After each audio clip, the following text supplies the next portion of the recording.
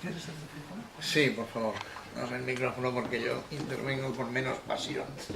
Y por tanto... Bueno, es por la edad.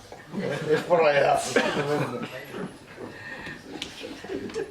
Y por tanto necesito el micrófono, efectivamente. Y otras cosas.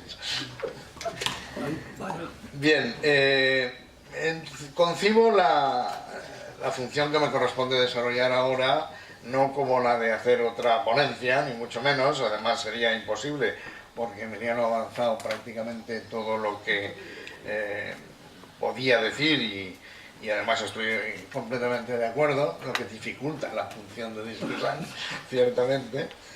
Y es que no en vano, tanto él como yo efectivamente estamos entre los empiezo por el final, entre los firmantes de determinados manifiestos, lo que, de acuerdo con el fiscal Zaragoza, significa que ni él ni yo estamos entre los penalistas de prestigio, sino los de baja estopa y categoría. Pero en fin, dicho esto, y que de alguna manera salva efectivamente las exigencias de mi intervención, quiero ser muy breve y dar lugar en todo caso luego al debate.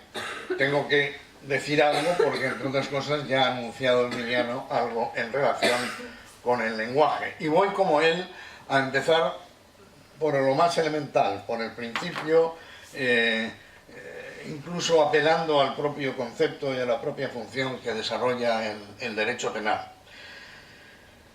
Nosotros solemos distinguir, en todas las ramas del ordenamiento se hace, pero en penal probablemente más, entre norma y ley, porque como además las leyes penales están expresadas en términos descriptivos, la averiguación de la norma, es decir, de aquello que contempla la ley, es más difícil que si la ley expresara directamente la norma, y utilizara por tanto un lenguaje normativo. No lo hacemos así, no se dice que está prohibido matar, sino que solo se afirma que al que matare se le condenará a una determinada pena, afirmación que estadísticamente es falsa, por otra parte, porque son más probablemente las excepciones que el cumplimiento de la norma. Bueno, en todo caso, la ley es la utilización del lenguaje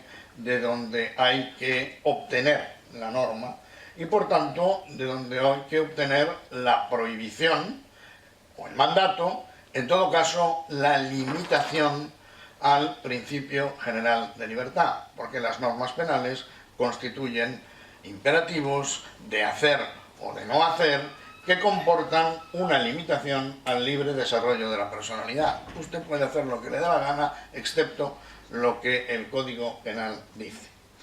Y sabemos, esta es otra cosa que yo digo también siempre a los alumnos, que no quiero ahora confrontarme con nadie, pero digo siempre, la teoría jurídica del delito probablemente sea de todas las partes de la teoría del derecho la que está más evolucionada, más avanzada, pero está puesta al servicio de un método absolutamente rudimentario. El derecho penal es algo muy rudimentario, es la parte más rudimentaria del ordenamiento jurídico. Las normas penales consisten solo en una amenaza condicional. Como hagas esto, yo Estado te hago esto otro, que es mayor y con la pretensión, evidentemente, de evitar que el sujeto lleve a cabo la prohibición o deje de llevar a cabo el mandato. Por consiguiente, lo que hay es una intervención, una injerencia de la norma penal en el proceso de la libre formación de la voluntad del sujeto. No hagas esto porque si haces esto te puede pasar esto otro.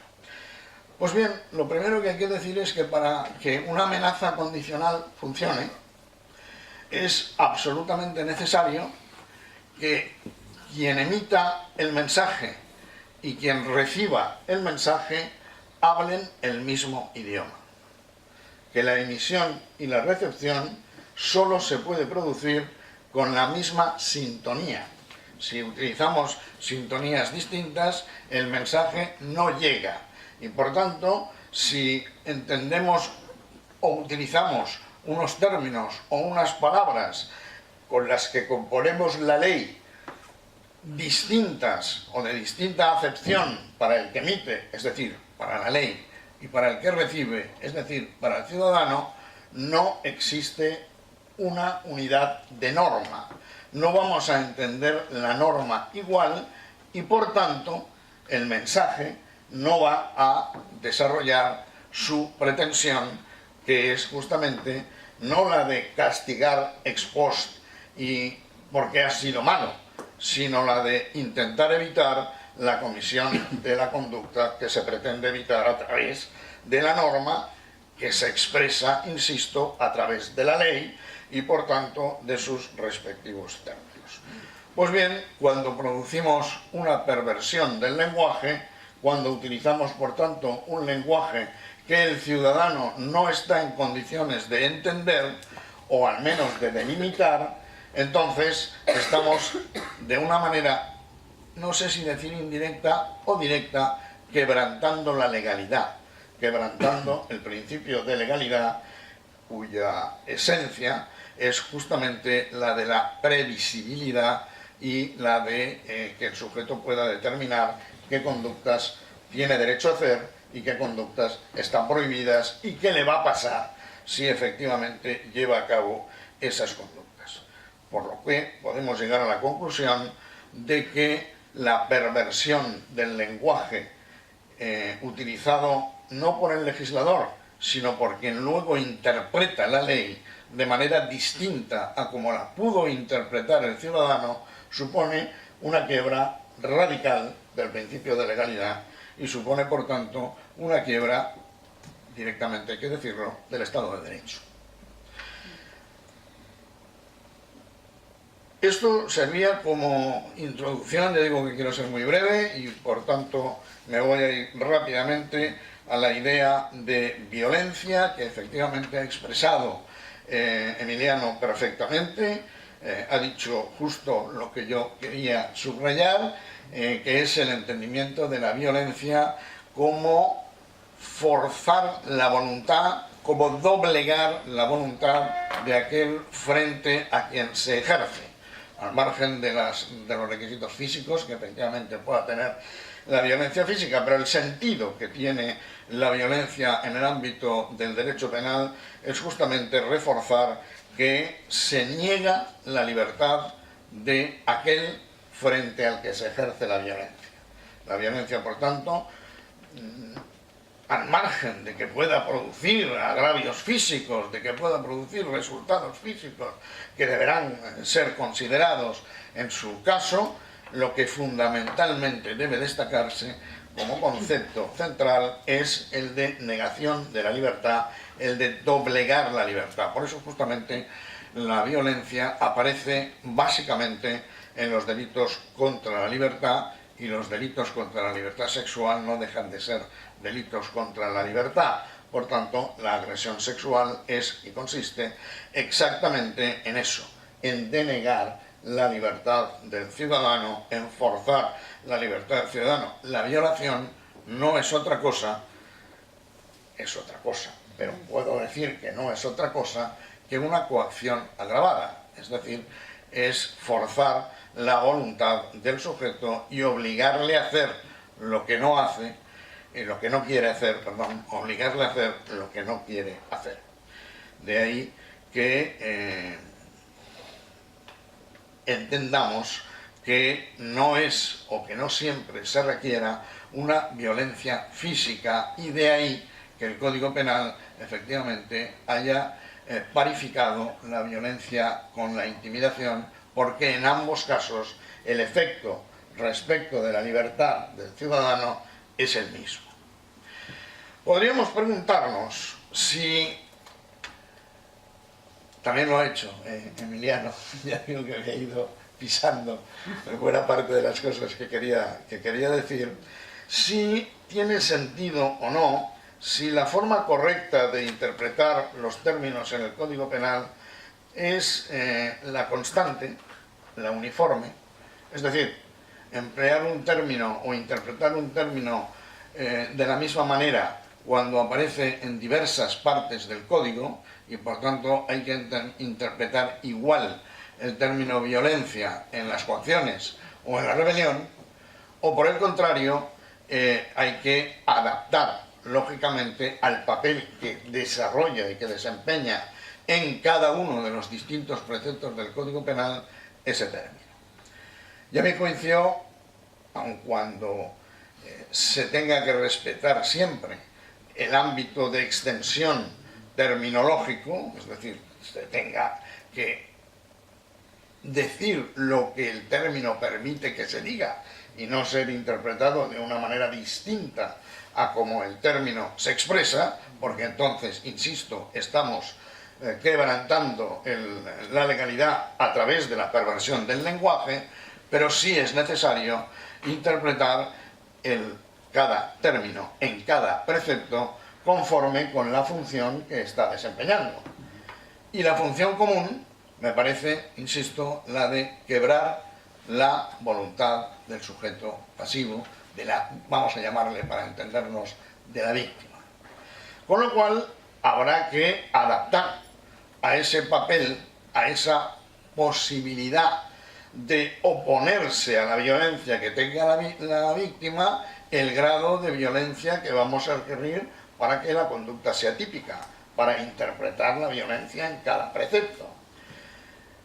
Es verdad que en las coacciones se ha volatilizado, que los tribunales de justicia, la jurisprudencia ha venido rebajando la función del concepto violencia hasta prácticamente anularlo, lo que efectivamente ha sido siempre criticado por la doctrina, porque al final, si tenemos en cuenta que además la coacción, el tipo de coacciones, desarrolla una cierta función subsidiaria de prácticamente todos los artículos del Código Penal, que en definitiva son siempre quebrar la libertad del otro, pues entonces resultará que al final cualquier cosa que se haga puede ser constitutiva de un delito de coacciones, y tamaña desaguisado evidentemente contradice no solo, aunque sí fundamentalmente, el principio de proporcionalidad, sino también el de legalidad y desde luego el general de libertad.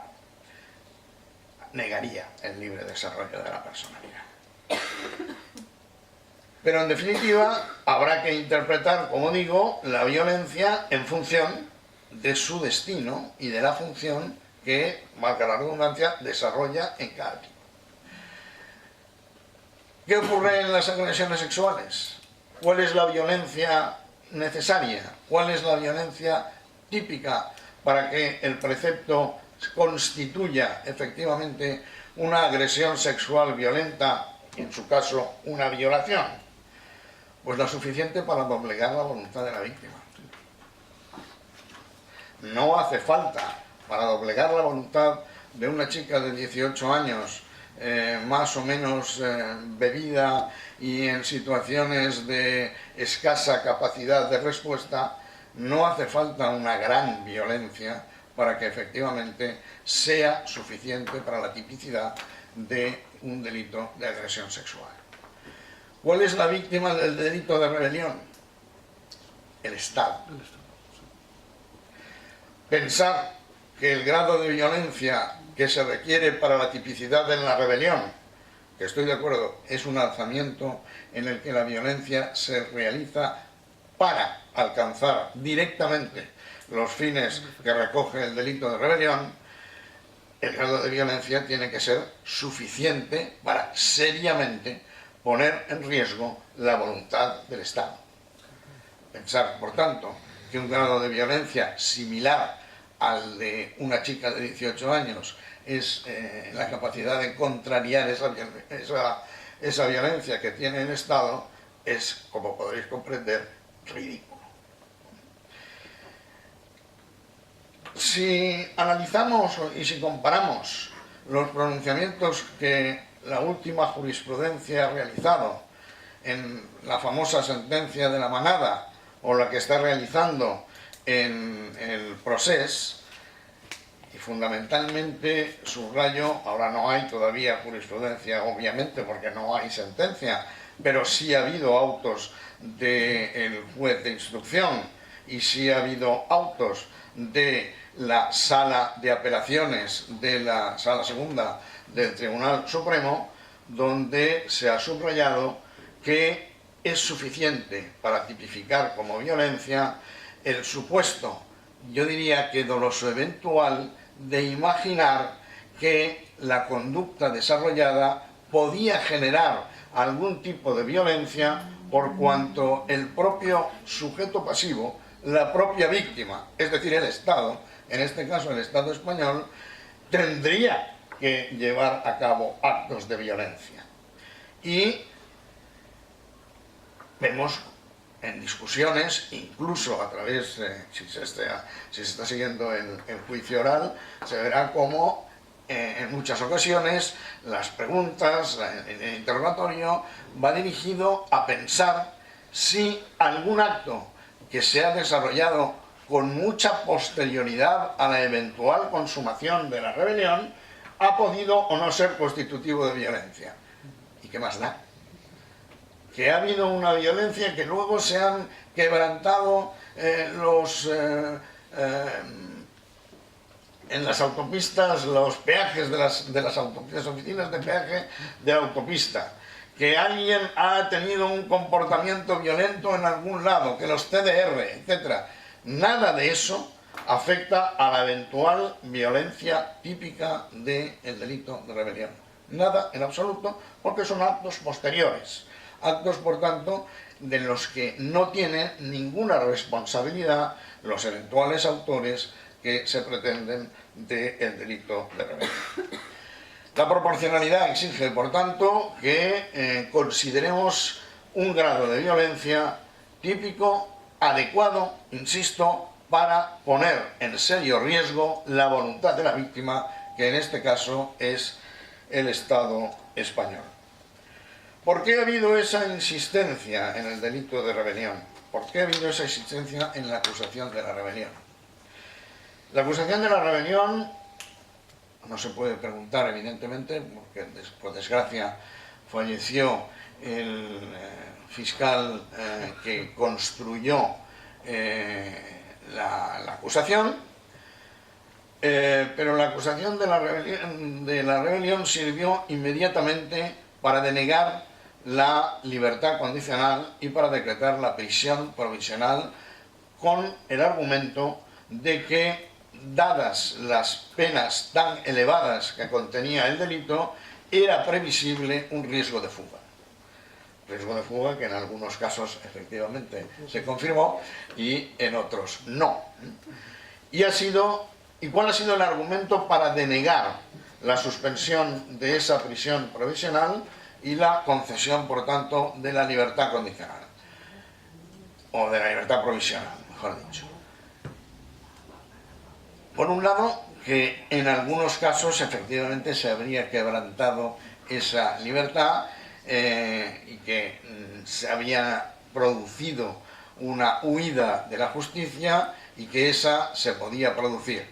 Y por otra parte, se ha insistido en la rebelión en la medida en que, dada la notoriedad, dada la capacidad de influencia que tenían cada uno de los presos que se encontraban en prisión, era previsible una repetición de los hechos de los que se les acusaba. Esos fueron básicamente los argumentos que denegaban y, por supuesto, considerando que se justificaba la violencia en función de esa asunción de posibles resultados violentos posteriores. A mi juicio, eso no puede justificar en absoluto una prisión provisional. No digo que no pueda haber una prisión provisional por otras razones, pero no, desde luego, por los que utilizaba la sala de apelaciones, que todavía era más radical que los propios autos recurridos, que los propios autos apelados, que ya no eran suficientes.